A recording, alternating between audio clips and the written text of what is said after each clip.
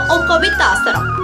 बंद ब्लॉक कपाली क्षेत्र निमपड़ा ठारे आज गणतंत्र दर्शन पुस्तक उन्मोचन और कविता आसर अनुष्ठित हो कार्यक्रम में अक्षय कुमार जेना सभापतित्व में मुख्य अतिथि बंद कॉलेज प्राक्तन अध्यक्ष तथा साहित्यिक शुभेन्दु कुमार मिश्र मुख्य वक्ता पुस्तक समीक्षक चतुर्भुज पही सम्मानित अतिथि साहित्यिक गणेश प्रसाद करशर्मा जगन्नाथ पात्र प्रमुख उपस्थित रही सुलेखक तथा साहित्यिक परोपकारी दरती मणिष मनोरंजन महांती लिखित पुस्तक गणतंत्र दर्शन पुस्तक उन्मोचन कर जगन्नाथ दर्शन पर अतिथि सभा जोग देते प्रारंभ में अतिथि परिचय रमाकांत जेना धन्यवाद अर्पण नारायण चंद्र लेंका यह पुस्तकटीर लेखा अति उच्चकोटीर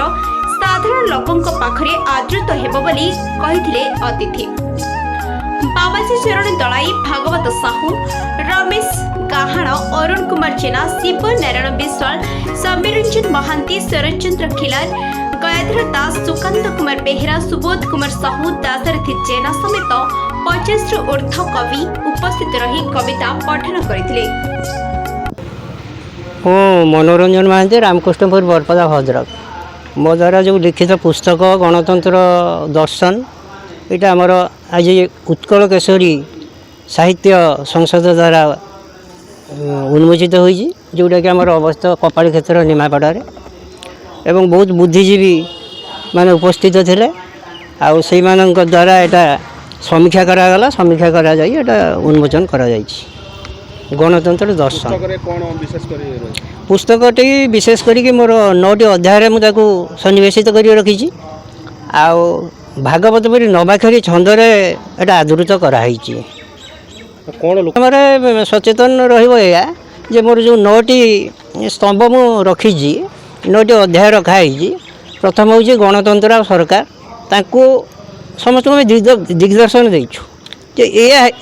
हेले मार्ग में परिचालित हेले यार गोटे सुफल समाज उपरे पड़ो द्वितीयटी रखाई विरोधी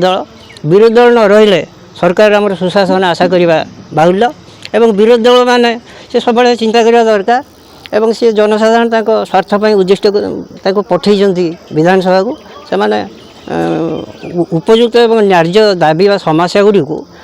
बाचस्पति दृष्टि आकर्षण करेंगे से बार्ता आम से विरोधी दल को मुझे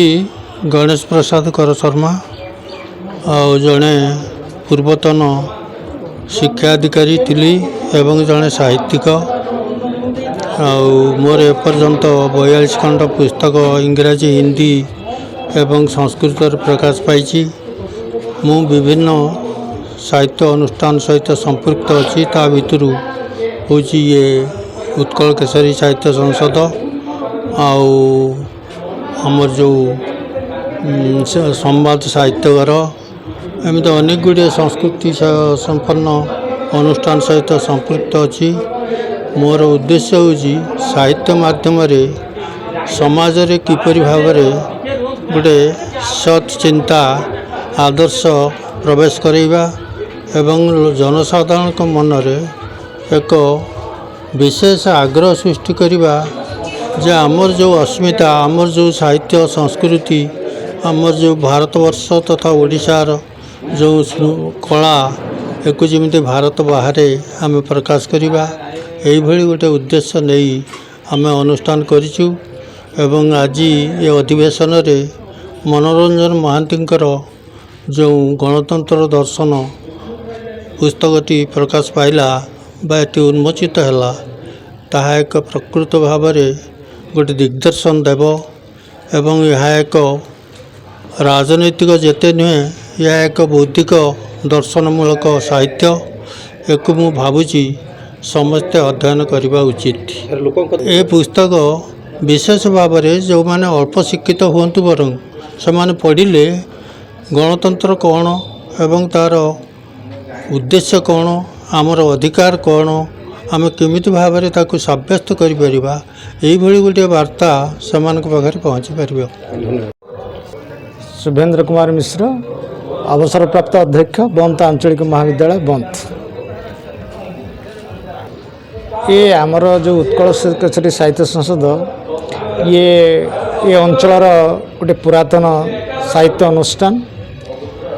ନିୟମିତ ଭାବରେ ପ୍ରତି ମାସରେ ପ୍ରାୟ ଆମର ଗୋଟେ ବୈଠକ ହୋଇଥାଏ, କବିତା ପାଠ ହୋଇଥାଏ ଏବଂ ସାହିତ୍ୟର ବିଭିନ୍ନ ଦିଗ ଉପରେ ବିଭିନ୍ନ ଆଲୋଚକମାନେ ଆଲୋଚନା କରିଥାନ୍ତି। ଏବଂ ଆଜି ଗୋଟେ ବିଶେଷ ଦିବସ, ଯେ କି ଜଣେ ଆମ ଏ ଅଞ୍ଚଳର ଜଣେ ବିଶିଷ୍ଟ ବ୍ୟକ୍ତି ମନୋରଞ୍ଜନ ମହାନ୍ତି ତାଙ୍କ ଦ୍ୱାରା ଲିଖିତ ଗଣତନ୍ତ୍ର ଦର୍ଶନ ନାମକ ଏକ ପୁସ୍ତକ ଏଠି ଉନ୍ମୋଚିତ ହେଲା ଏବଂ ସେଥିପାଇଁ ଆମେ ବିଶେଷ ଭାବେ ଆନନ୍ଦିତ। ସାହିତ୍ୟ ଆଲୋଚନା ସଙ୍ଗେ ସଙ୍ଗେ